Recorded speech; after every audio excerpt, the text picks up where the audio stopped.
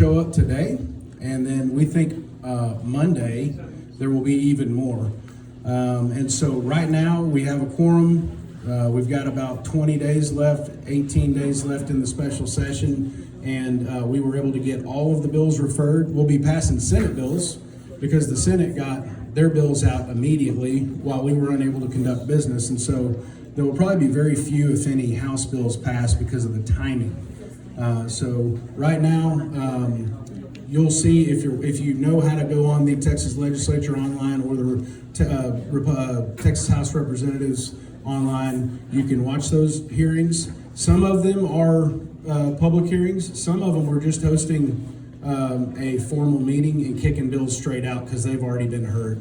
And so I wanted to come and just say thank you guys, drop off a little something for you, tell you that we appreciate what you're doing. I'm so proud that we finally have all of our precinct chair spots filled. That's awesome. And we appreciate everything you do. And I'd be happy to answer any questions. Any questions?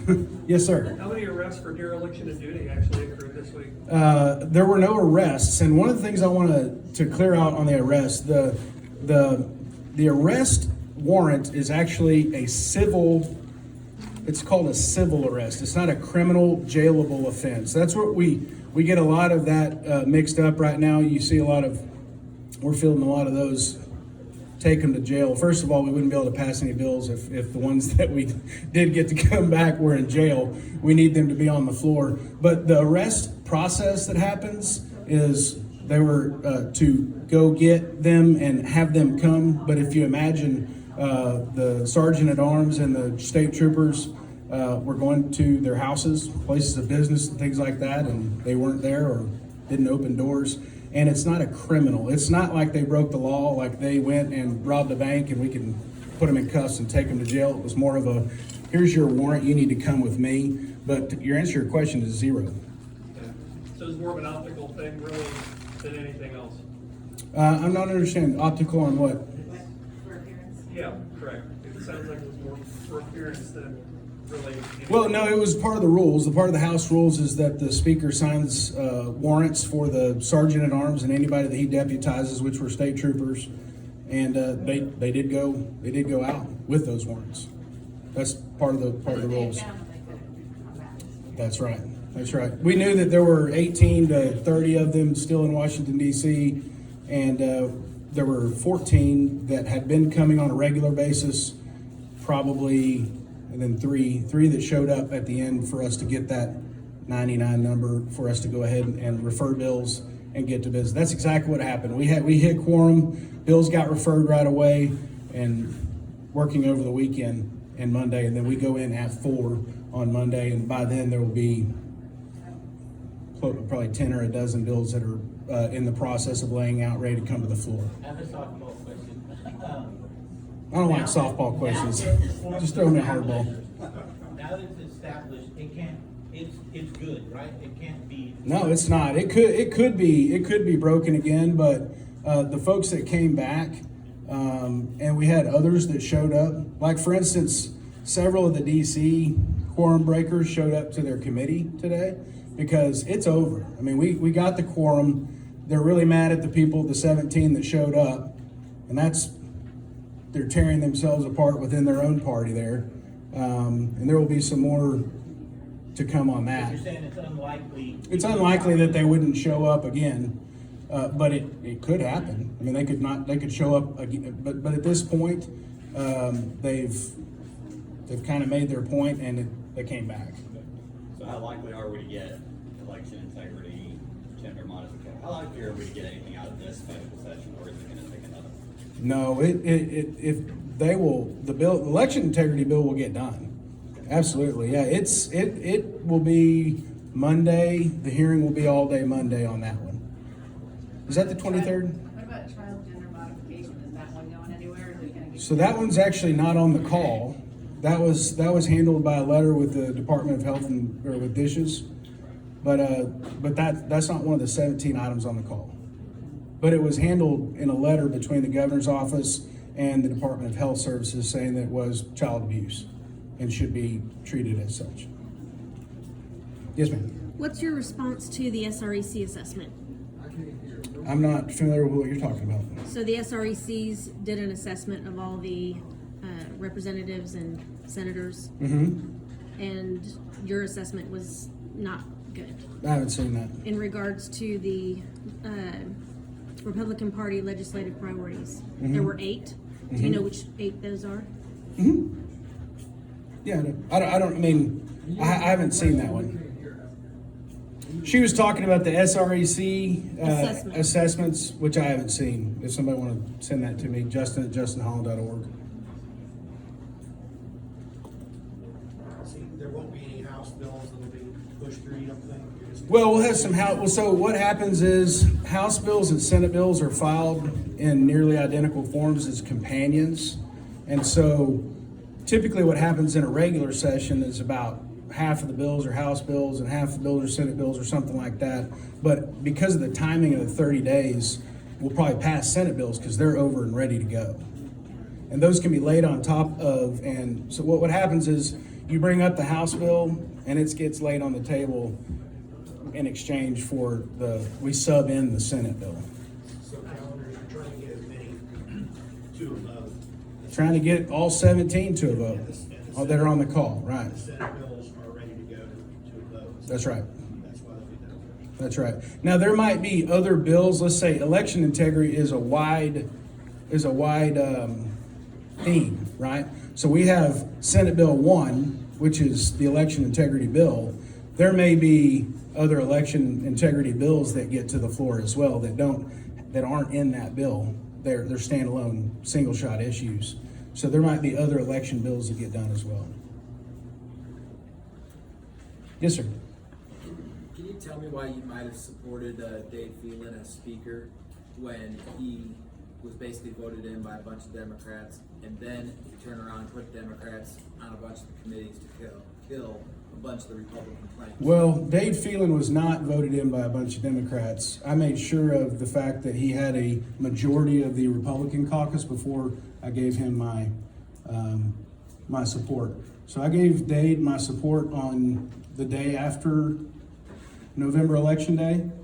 And the personal phone call that I had on the phone with him was that we have 83 Republicans. We knew that we were going to have 83 coming back on the day of, and I needed to see a majority because that's how we handle things in the Republican caucus. Somebody has to win a majority of the Republican caucus to be the speaker, and he had that support. And there's 150 members, so you're going to have other people to support you as well. This legislative process was not very. We didn't get many Republican planks. I think 2 of 8 were actually passed, and so we own the House, the Senate, the governor, and we get very little passed. Can you tell me why?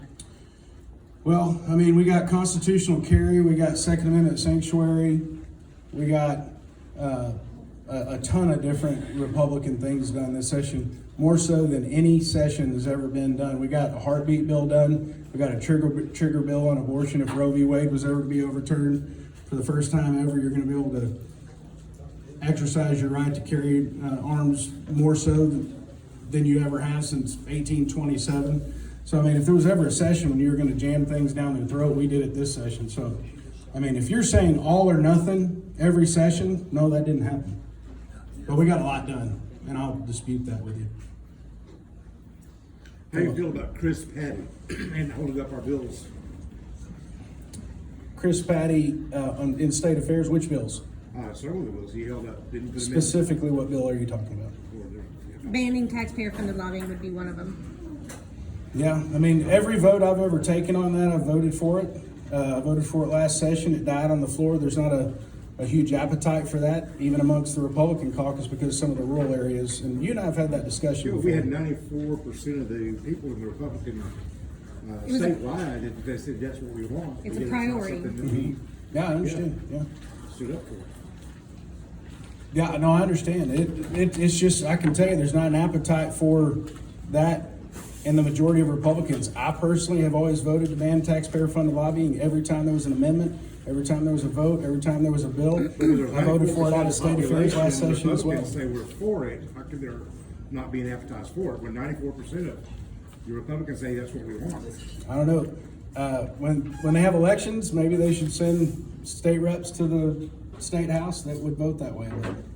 How do you feel about this shared power thing with electing a speaker? Like, how do you feel about, or we've gotta have Democrats help us get a speaker elected? Like we did, like the question about Phelan is, he went to the Democrats first and made a deal. He had enough of their votes, the Republicans latched on, that's some of the feeling in this room, latched on, because they knew he was Well, gonna win. there's not anybody in this room that would know that because they were having conversations with Dade Phelan during the speaker race. Can we get rid of that? Do we need that? Is that just a rules thing? Well, I mean, right now we have 83 Republicans, so you would have to have 76 of the 83 go with one person. And I would submit to you that there's 40 people in this room and we couldn't get you guys to decide on what you want for lunch. So instead, we let the Democrats have to say? Well, they didn't have to say. We had the majority of the Republican caucus with Dade Phelan prior to any Democrats being added to any list. And that's what happened. I didn't put my name on there until he told me how many Republicans he had. Then we don't let them participate, then if they ever control the house, we can never participate. Well, and I will say that, I mean, it's nice to be in the majority. It's nice to have the Republican support. And I would say that we did do that. I mean, we didn't get everything on the Republican Party platform done, but that's not always how it works. You don't just hand somebody a sheet of paper and say, go pass all this. You have to work with other people. And by the way, they have really disappointed us, and that's going to hurt them in the next session. They really have. But by and large, I can tell you that there are about 8 or 9 Democrats that are more conservative than some of the Republicans that we have in the House. So you can't just say, just because you're a D, we're going to bury you under a rug and not let you do anything. You have to put people to work. When you don't put people to work and let them be a part of the process, they create more of a problem than they do be helpful to you. Yes, ma'am. Do you support an election audit? Yes. I'm a co-author of that bill this session. And then also, Texas Right to Life gave you a 60 as a score. I have no idea. I've never not voted for a pro-life bill. I don't know what they're talking about. Sometimes people will dock your score for not signing on to things, you know, but I don't know. I think you could call them and or maybe you can tell me what they don't like about it, but that's, you know, Texas Right to Life is not the end-all be-all of the pro-life movement either in the state of Texas. Hey, Justin. Yes, sir, Mr. Could Henson. you elaborate a little on the election integrity bill? I think it came through once, and did it get manipulated, or has it been edited? Yeah, it's in a very passable form right now. I mean, it's been scrubbed and pushed and tugged and pulled on, and really the narrative that people hear about that in the news right now is really false. I mean, it's truly a uniform election law, which is why I'm so glad that you guys are doing what you're doing. And I wish that every county was doing this so that we can implement this when it becomes time. We are going to pass that bill, and I'll be there till Christmas if we don't. I mean, it's going to get done, but there's nothing suppressive about it. There's nothing that keeps people from voting or makes it harder for somebody to vote. It makes it easier to vote, harder to cheat, and it makes it more uniform throughout the state. It's a good bill. I've had time to read it. And Justin, Yes. you said you co-authored a bill, but on the SCRC form that was filled out, you didn't file any bills and you didn't co-author any bills. What do you mean? I looked at the SCRC's assessment. On what? What session? 87 legislation. Priorities, period, just And any it of the says priorities. So that's why I didn't. That's why they maybe have given me some sort of a grade because I didn't file certain bills. That wasn't the only reason, but that was one of them. You didn't file any bills supporting any priority, and you filed or joint authored no bills supporting any priority. Is that true? I don't know. I mean, there's 3,000 or 4,000, 6,000 bills that get filed. By you? No, but It said totally. you filed none. Well, there's certain things that certain people work on, depending on your committees, the way that things get done. I mean, you don't just. I mean, just because you like a issue, you don't just file a bill for it and write it. And there's certain people that carry certain policies and that don't. Be happy to talk to you about it, but I mean, filing a bill doesn't get anything done. It's a process. Yeah, I disagree with that. Well, I think what's going on is that there's an entire convention process that the Republicans go through, right?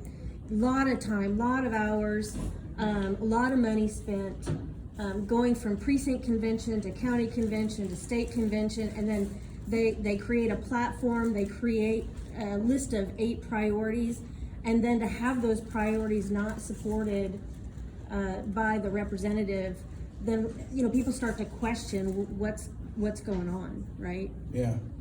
Well, I see what you're saying. Yeah. But also making a list on paper doesn't make it the priority of the state of Texas. I mean, I'm not saying one thing or the other, but you can have any group of people get together. We have Right, but hundreds you do and put it- hundreds of but groups. But you are a Republican, Yeah. correct? Oh, Okay. yeah. So I think that would be the I mean, expectation. I think everybody knows that. Yeah, I think so. What are the But Republican it's, priorities? but you know, it's, I guess the perception is when the Republicans put forward a list of priorities and then the Republican representative doesn't do anything with them, basically. That's just, you know, what people do is what is really what the truth shows, I guess is what I'm saying. I mean, anybody can call themselves a Republican, Sure. right? But what they do then really shows who they really are. Okay. Greg. Do you mind expanding on what you were starting to talk with Bill? I think that might be helpful for us to see it through a certain lens as far as what bills are filed by certain reps. You know, what committees you sit on versus what you support, and knowing that, hey, I'm gonna take this bill, I'm gonna take this bill, kind of those conversations go on down there. Sure. Do you mind kind of expanding on that? So, I mean, we can look at that and say, okay, our rep didn't write that bill, but that's because he's on this committee or that committee, and, oh, you know, you can't be everywhere at once, I guess. Yeah, so I mean, there's 150 state reps and however many 4,000 bills in the House or whatever that get filed, and then you have the flow of legislation throughout a session. The committees are appointed by the speaker, and usually sometimes someone on that committee would carry the policy that it was going through. Not always, but sometimes. And then sometimes the governor's office will work with certain state reps' office. For instance, I carried 2622, which was the Second Amendment Sanctuary State Act, because there were 6 or 7 of those bills filed. Anybody can file a bill. It doesn't mean it's going to be the one that makes it to the floor. My version of the bill got passed because it was the one that the governor wanted to get passed. And so that's kind of how that works. People carry certain bills. It's not always, you know, you could file 60 or 100 bills if you want and get 0 passed. I mean, it's just the flow of how things work, how you're able to work. Sometimes the way that you have your relationships with other state reps and committee chairs, and can you work and move your legislation? Some people don't really care to work on those types of things so that they can get bills passed and moved, and they don't pass very many bills. I guess what I was meaning, I hadn't really thought about that, but you have a stronger chance if your committee you're on is the one to hear a particular bill, for you to go ahead and be the one to wrote that bill on that topic. I guess, is that kind of what you're inferring there? Yes, particularly if it's a larger issue, a state affairs or a public health or a, you know, you see, you know, if it's a issue that's a legal issue, you might see a lawyer carrying it.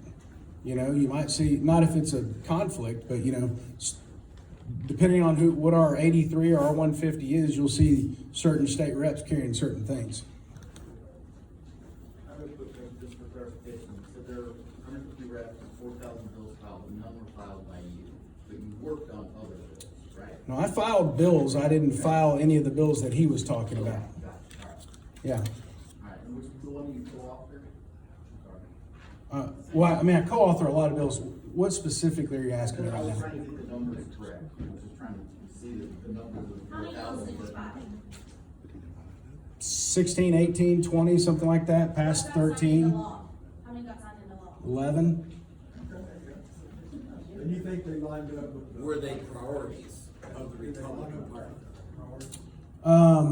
You know, I wouldn't be able to tell you if every bill, I mean, the 2 of the largest bills I worked on were the Second Amendment Sanctuary State Act, which is a pretty big Republican priority. Co-author of 1927, which was constitutional carry. Co-author of the Heartbeat Bill, co-author of the abortion trigger. I carried the largest opioid abatement settlement in the history of the state of Texas, $1 billion deal that I'm gonna be sitting on a panel next week on because of me being on appropriations that handles that part of things. So you see what I'm saying? Like certain people carry certain bills based on either their interests or what they work on during a session because of the committee. But if you're asking me if I got a copy of the 8 priorities and went and filed those bills, no. Again, I'm having a hard time understanding why the SCRCs would put out a report. SREC. SCRCs didn't put out a report that reflected a true evaluation of a representative or senator. Yeah, I don't know either, because I know what I do every day and I know what I go down there to do, and I don't believe every single scorecard goes out there because most of them are crap. And you can look at the Rice University study. That's probably the most comprehensive one that there is, and I'm the number 17 most conservative person out of 150.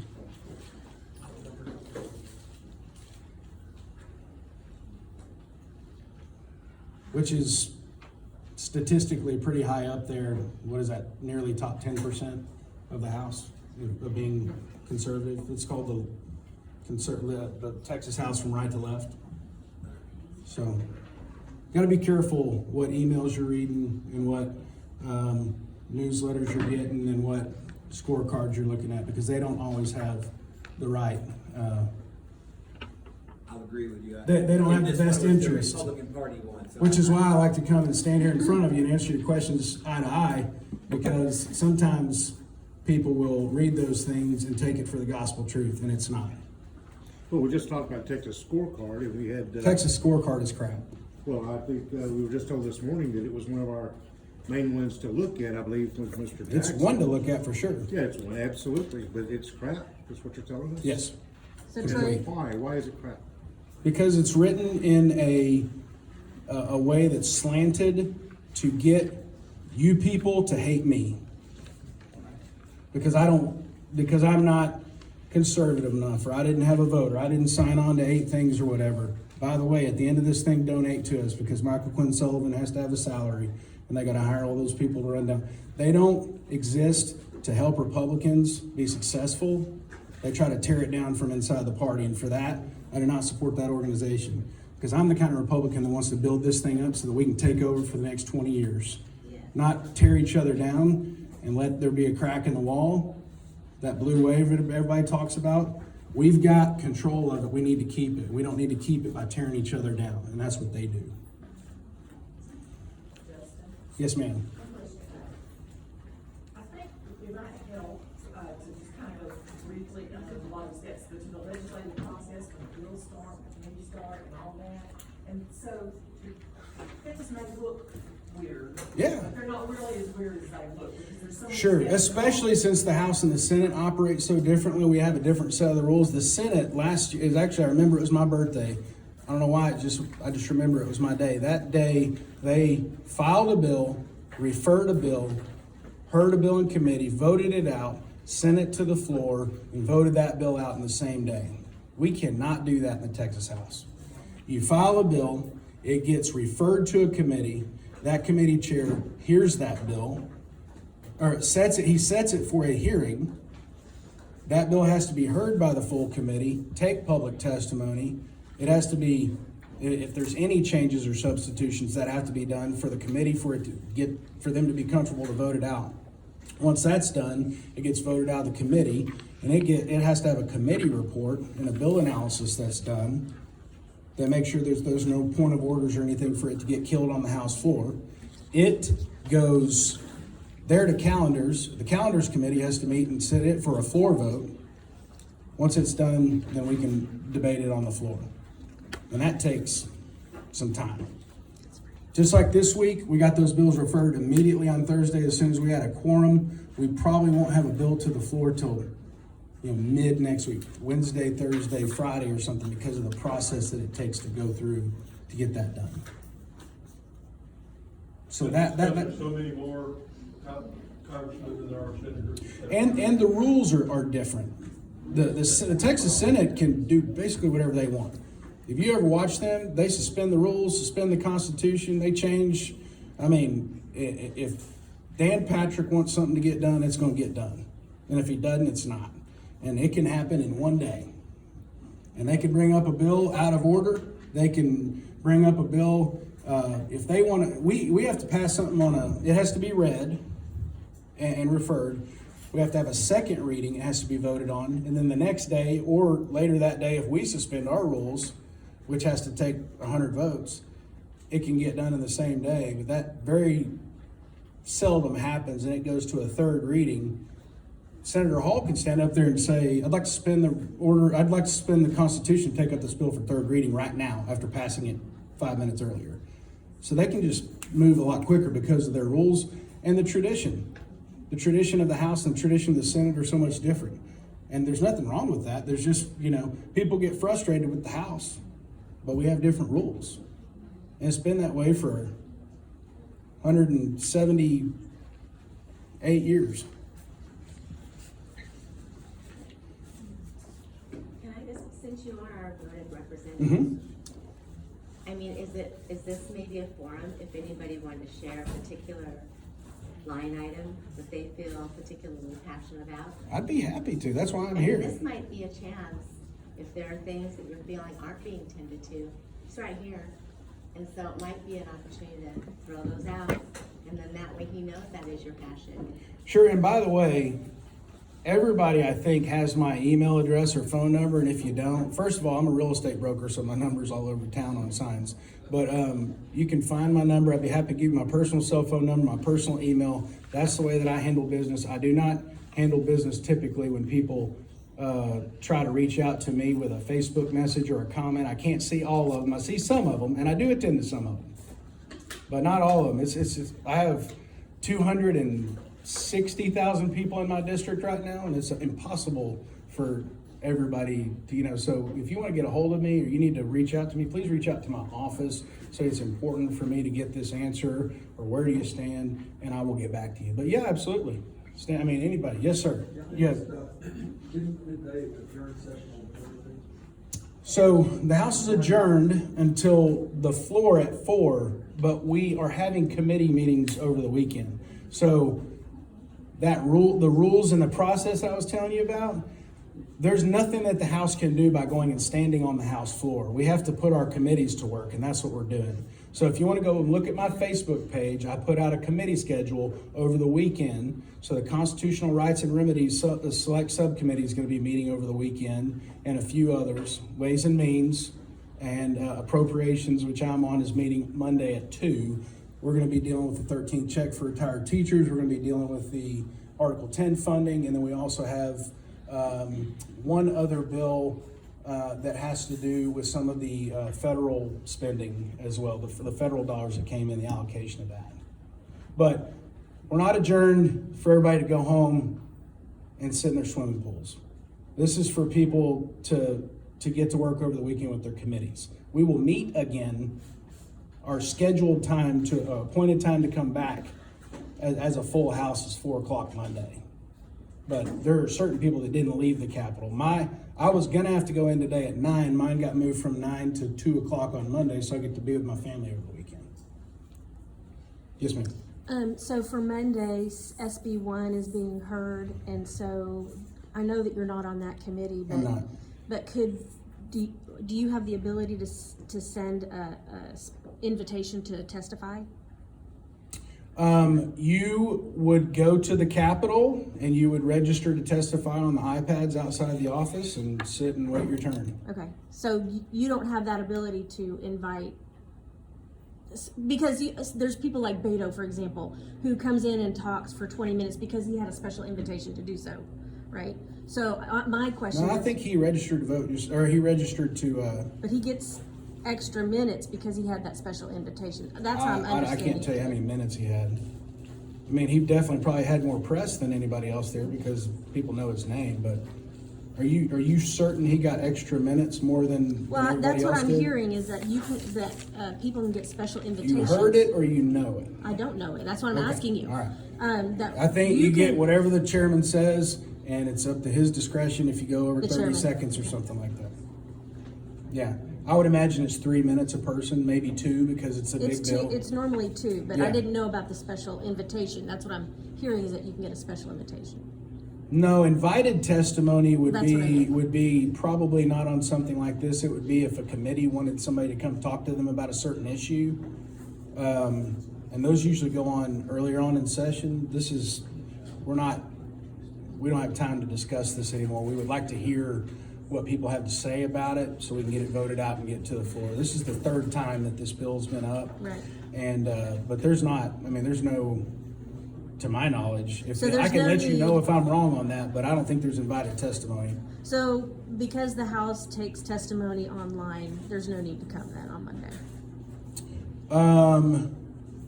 Well, I would never say that you shouldn't go Yeah. because I can't imagine that anybody is going to register to testify and they show up and they say something that everybody on that committee is going to go, I hadn't thought of that, because it's gone. We had one in the regular session.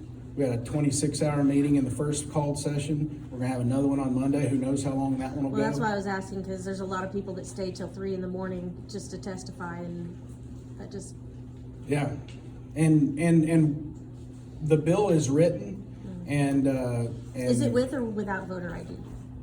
Well, voter ID is the state law already in the state of Texas. So So what this was is the the- voter ID piece of it, that everybody's up in Adding that arms? to the mail-in ballot. When you put your mail-in ballot in, you would have to put your Texas ID number on there, Okay. where in the past it hadn't been done. So is that in there? Yes. It hasn't, I think it's your social security number or your driver's license number at this time. But yes, but that's another misconception. People think that this is about voter ID. That's already in state law. Yes, sir. Is there any legislation moving through to increase the state's ability to protect the southern border? Yes, well, no, not legislation, but we appropriated monies for the design and the engineering process of finishing the wall. So that has been done, and that got done in the first special session. The money, I think it was about $250 million for that portion of it, but yes. So how about from a manpower standpoint, because that's clearly the biggest void that we have. It's a big problem. During the border patrol and anyone else who's trying to assist down in that area, Mhm. legal or not, vigilante or not. But I'm just wondering kind of what your perspective is and what your thoughts are on helping to fund increased protection in those areas. Sure. Well, the first part of your question is we don't have enough. So right now, we have some Texas Air National Guard, or the Texas military that the governor's deployed down there, which is good. And then we have additional troopers that we've sent down there. In each session, we appropriate anywhere between $800 billion and $1 billion towards the DPS on the border. The problem with that is every time you send 250, 750 troopers down to the border, that doesn't mean that they're new. It means you're taking them out of other communities and you're sending them to the border, which is good for the border. It's bad for the communities that they came from, right? And so we have about 4,500 full-time equivalent troopers in the state of Texas. And not all of them are in black and whites driving around. They are in offices, or they're in the Texas Rangers. They might be office jobs.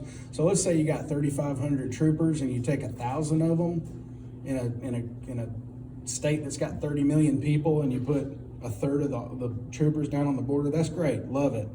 But that means that those other communities are less safe. We've got, the way that law enforcement is today. I mean, it's not the greatest profession that everybody feels like they're really well respected. In Rockwall, Texas, they do. We love and back the blue, and we try to do whatever we can. But by and large, it's not a great, by the time you get 40 or 45 years old, you're pretty damn burned out on it. right? And so we have 1,500 or so coming up for retirement age in the next 3 years. So if we have to fund trooper schools and recruitment of troopers, and we have to bring people up from other areas of law enforcement.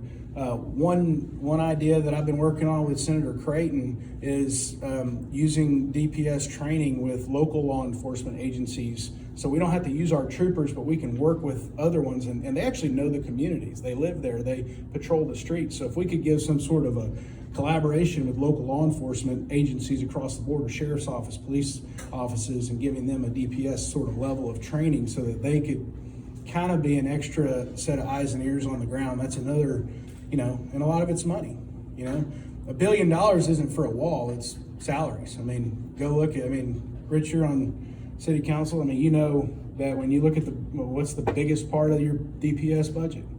Salaries, right? You got to pay these people to do this. They don't get paid very much. Yeah, and they don't get paid a lot either. So by the time people get to that retirement age, you can go have a whole nother career by the time you turn 65 and make a hell of a lot more money probably, and you're not getting shot at. So yes, it's a huge problem. I don't know what else to do other than grow our DPS to 6,000 or 7,000 troopers and utilize our Texas National Guard and Texas military on the border, finish the wall.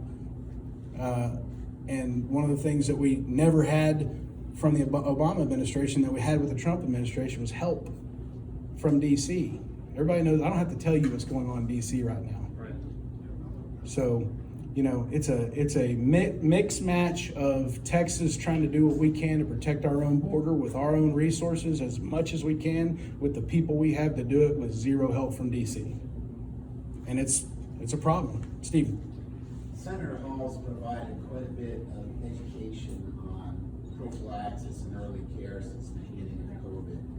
He's also really come out strongly in support of employees who are threatened, employees from right here, District 33, not just healthcare, but lots of people are being threatened with being fired due to the fact that they choose to not get jabbed.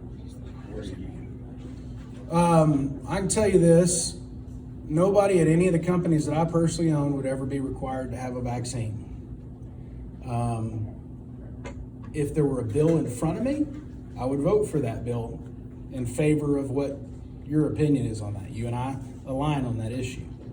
I think the issue, where the disconnect is right now, is you're talking about private businesses. You're not talking about a government entity that gets funding. You're talking about somebody that is part of free market enterprise. They created that business. They have a board of directors that's privately funded.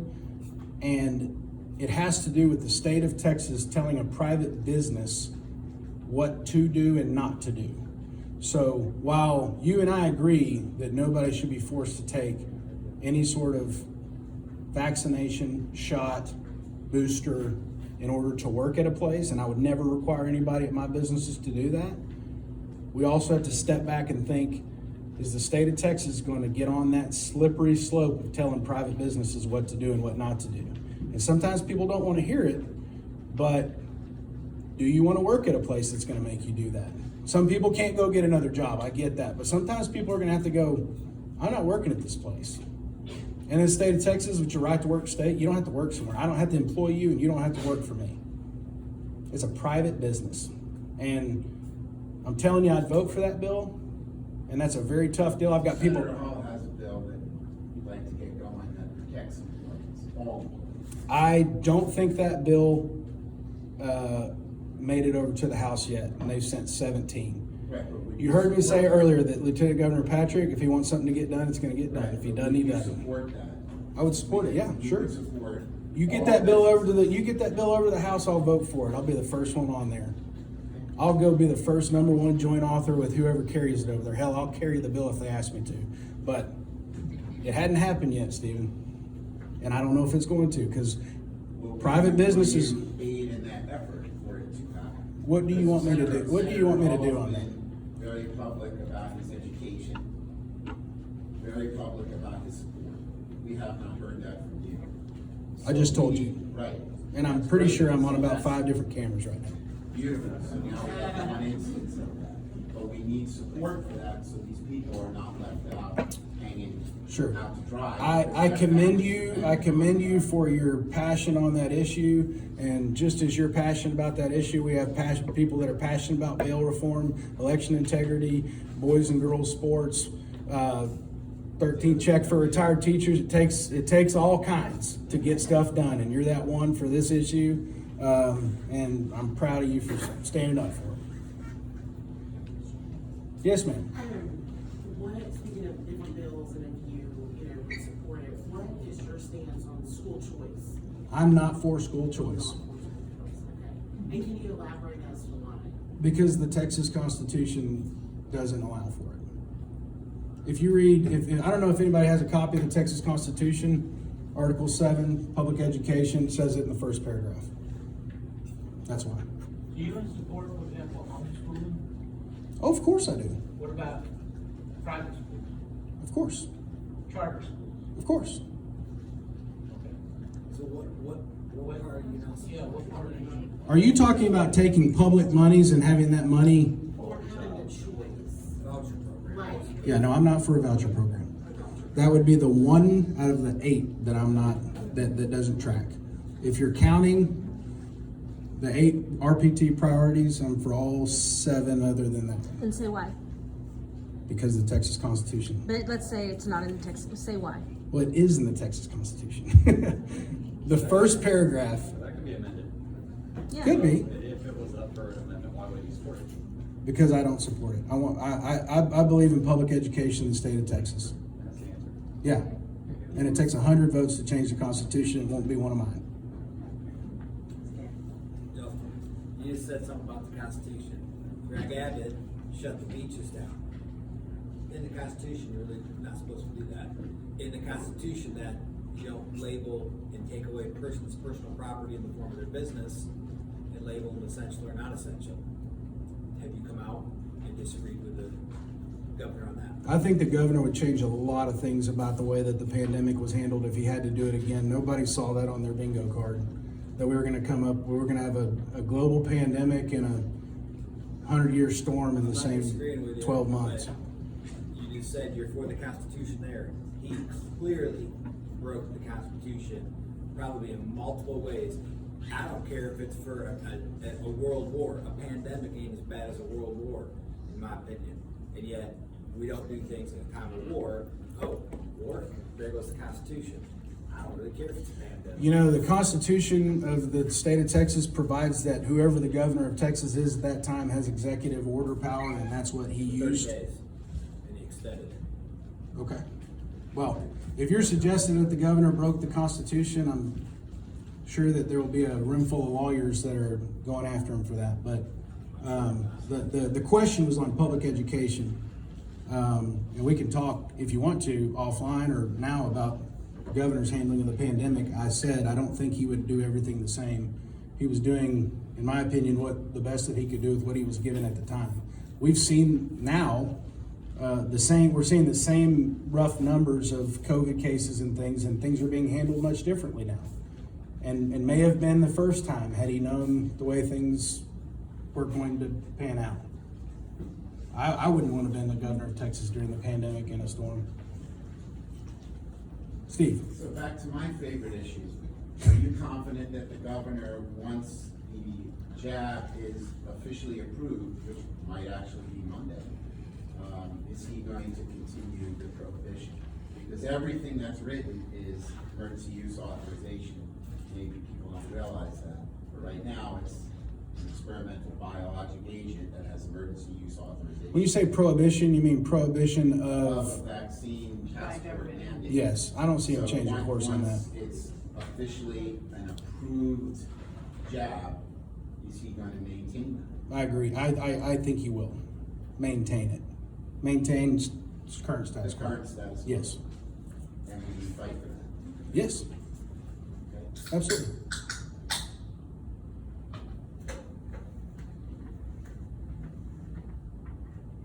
What do you believe about property taxes?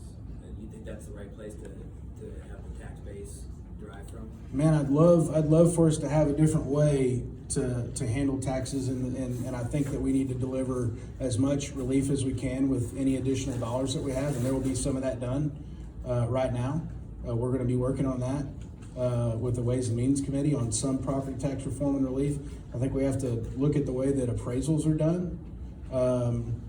Because if you were to take, say, $7 or $8 billion and turn it back to the taxpayers, you may all maybe see 30 or 40 bucks. You know, it's not much. We can say that we did it and we may do it, but it's not much. What's going to be is the appraisal reform, and more guardrails on any increases. There's two issues that I'm not sure how we would handle on property taxes. One would be, you can't just do away with however many billions or trillions of dollars of property taxes that are collected at the local level. That's why I said where it's derived from. I mean, is there any taste for it among the Republicans to bring up a different tax system? See, that's it. I mean, we're all against tax, yeah, so we'd have to raise taxes on you guys somehow. And be able to package it up in a bow that says, I'm gonna vote to raise taxes here, but wait, I'm taking it away from you at the local level. So yeah, consumption tax of some sort, a gas tax, raising the sales tax.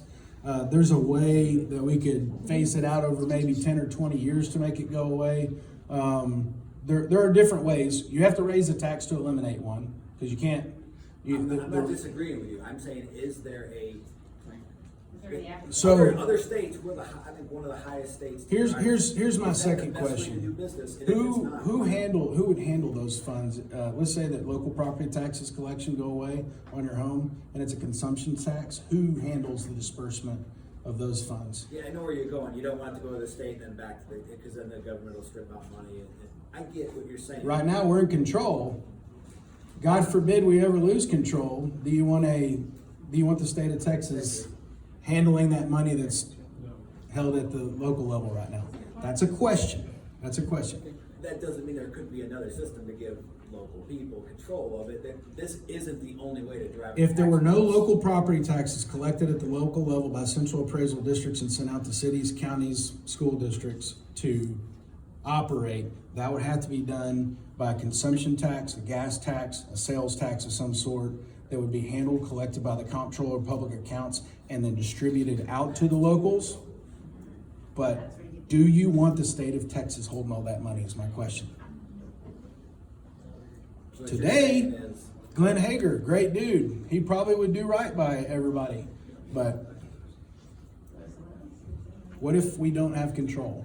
we've talked about this, that you like the local control. Who doesn't, right? But I would think that there would be some way, like maybe you've talked about some limits to say, hey, that this is a limiting factor that isn't currently there, because we either get a tax base increase or get an appraisal increase, and then the two look at each other and go, well, I didn't raise Sure. the taxes. Well, No, nobody likes paying property B and taxes. C. I don't care if A or B goes up, but they seem to have a game plan of whether one does it or the other does it, so they can both go, well, I want to do it this year.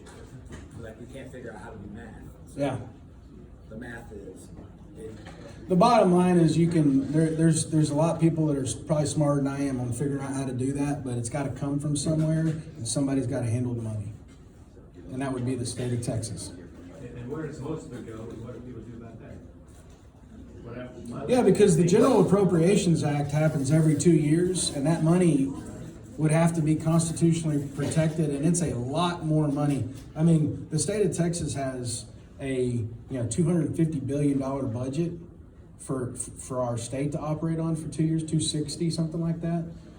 I can't even imagine if you were to take all the property taxes added up in the state of Texas that are paid into local authorities and send those through the state's coffers. Well, my point is a school district, how's that going?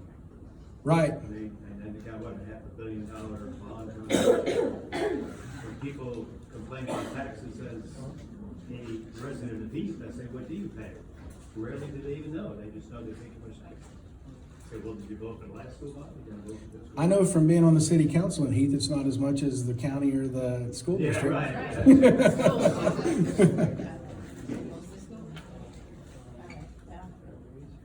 I'm here. Over